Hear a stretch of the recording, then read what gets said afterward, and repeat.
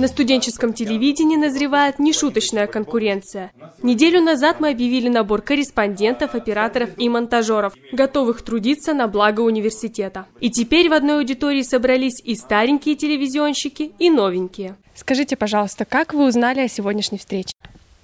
Нам сказали на собрании нашего студсовета. И сказали прям, идите все туда, вас там ждет Руслан Бабкин.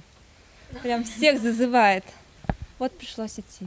Заявки на участие в работе Студ-ТВ подали несколько десятков человек. Интересно, все ли выдержат испытания на прочность? Вот у всех такая проблема, перед камерой начинать теряться и говорить: данное мероприятие направлено на развитие Давайте еще раз.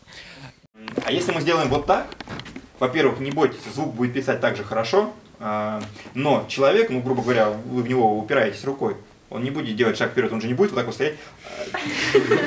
Студ-ТВ обновляется. По таким лозунгам прошла встреча всех желающих развивать студенческие новости СГУ. То, что происходит за моей спиной, я видела уже сотни раз. Люба записывает текст для ведущей. А каково нашим новобранцам видеть это впервые? На самом деле очень все интересно и завораживает это чувство, когда наблюдаешь за человеком, когда он готовится.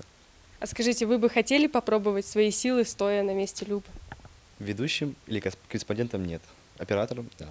И тогда вы можете оператору задать какую-то задачу, сказать: сними меня сначала, где я просто говорю, не видно чего вокруг, есть крупный план. А затем внезапно все узнают, что мы на студии, когда под мои слова подходит к тому, что это телевизионная студия. И ты меня снимаешь в среднем, вот посюда, вторым. Давай, окей, отлично, я делаю так вот руками хорошо.